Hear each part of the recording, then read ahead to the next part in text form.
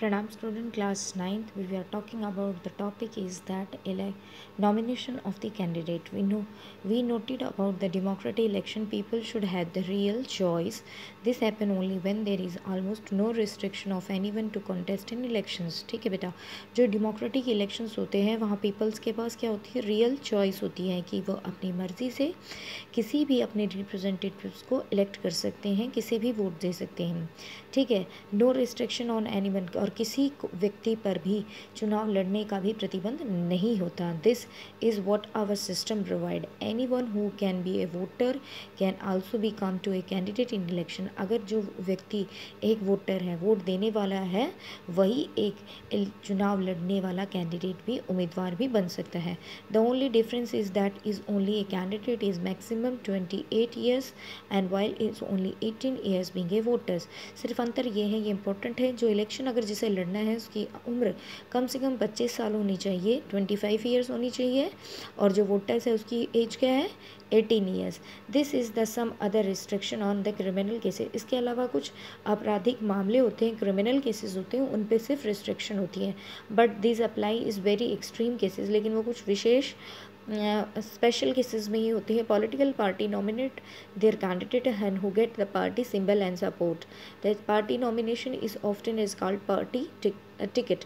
ये इंपॉर्टेंट है, यहाँ पे कर लेना. कोई भी पॉलिटिकल पार्टी है, ठीक है, वो अपने नॉमिनेट को क्या करती है, पार्टी सिंबल प्लस समर्थन देती है. तो इसका मतलब होता है कि पार्टी की तरफ से उसे क्या मिल गया है, टिकट मिल गया है. वह उस पार्टी के लिए क्या करेगा, इलेक्शंस लड़ेगा. Every person who wishes to contest in elections has to fill a nomination form and give some money as a security deposit. तो कोई भी व्यक्ति जो चुनाव लड़ना चाहता है उसको क्या है, उसको एक नॉमिनेशन फॉर्म फिल करना पड़ता है, जिसमें उसको कुछ पैसे सिक्योरिटी के रूप में जमा करवाने पड़ते हैं.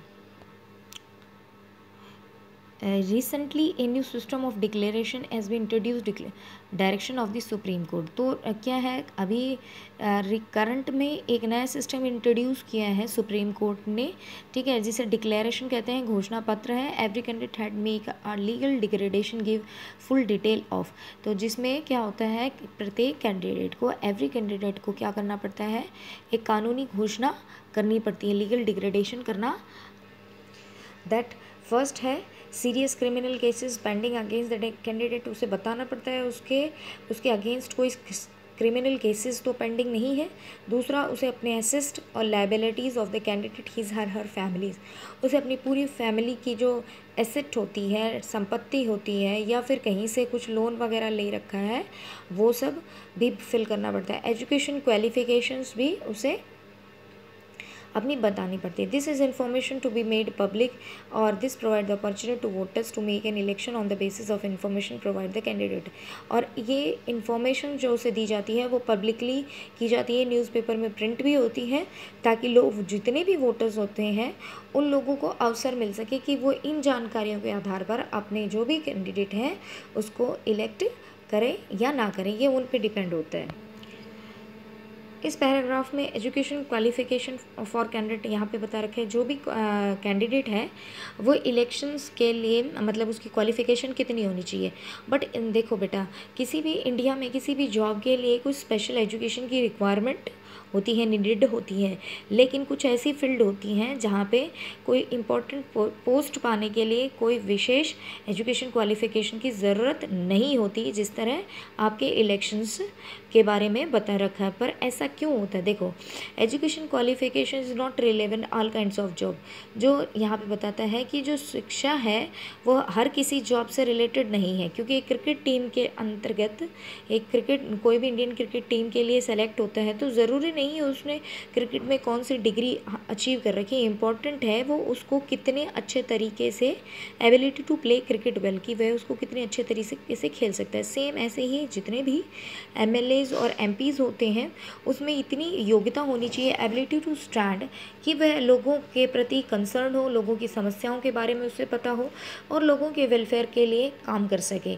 और ये whether they do do so or not in exam the lakhs of the examiner of the voters after 5 year। और अगर ऐसा नहीं होता है तो पूरे जो 5 साल तक जो वोटर्स होते हैं वो उस MPs और MLAs को ऑब्जर्व करते रहते हैं कि वो काम कर रहा नहीं है। वो एक और है, even if education was relevant it should be left to the peoples to decide how much important they give to educational qualification। अगर मान लो कोई अगर शिक्षा इससे संबंधित भी है, जॉब इससे MPs MLAs के इलेक्शन से संबंधित भी है, तब भी ये लोगों पे छोड़ देना चाहिए कि वो एजुकेशन क्वालिफिकेशन को कितनी इम्पोर्टेंट देते हैं। दूसरा, अगर हमारी जो कंट्री है वो एक डेमोक्रेटिक कंट्री है, अगर उसमें एजुकेशंस को इम्पोर्टेंट दी जाए या कंपलसरी कर जाए कि एजुकेटेड पर्सन ही इलेक्शंस लड़ सकता है, तो हम क्या है जो स्पिरिट ऑफ डेमोक्रेसी है क्या उसके आदर्शों के खिलाफ चले जाएंगे, क्योंकि इसमें सभी लोगों को it would be mean depriving majority of country citizen to right to contest election. क्योंकि हम क्या कर सकते हैं, बहुत बड़ी संख्या में एक मेजॉरिटी ऑफ जो पीपल्स हैं नागरिकों को चुनाव लड़ने से रोक देंगे। अगर ऐसा होगा तो एजुकेशन को कंपलसरी कर दिया जाएगा। It is because of BSc BA BCom made compulsory of the candidate more than 90% ऐसे सिटीजन्स होंगे जो इस चुनाव के लिए इनिजिबल कैंडिडेट हो जाएंगे। यहाँ पे हमारे मैचअप देखें, universal adult franchise representative of weaker section open political competition 1 vote 1 value. तो यहाँ पे यूनिवर्सल एडल्ट फ्रेंचाइज क्या होता है, everyone of 18 years age of old has to right to vote. दूसरा, representative of weaker section reservation हो गया। Open competitions का मतलब होता है ईच कंस्टिट्यूंसीज है रफली द सेम पॉपुलेशन, कि जितनी भी जो सीटें आरक्षित की जाती हैं या बनाई जाती हैं, ठीक है, 545 जो सीटें हमने देखी थी उसमें क्या होता है, हर रिप्रेजेंटेटिव्स को, ठीक है, जो एरिया होता है वो उसकी पॉपुलेशन के सिमिलरली डिस्ट्रीब्यूट किया जाता है। ठीक है, 1 वोट 1 वैल्यू का मतलब होता है यहाँ पे open political competition anyone can form A contest, कोई भी पार्टी बना सकता है और इलेक्शन लड़ सकता है। 1 वोट 1 वैल्यू का मतलब है कि जितनी भी कॉन्स्टिट्यूंसीज होती हैं, जो क्षेत्र डिवाइड किए जाते हैं वो रफली पॉपुलेशन के अनुपात से ही किए जाते, सभी में समान पॉपुलेशन दी जाती है।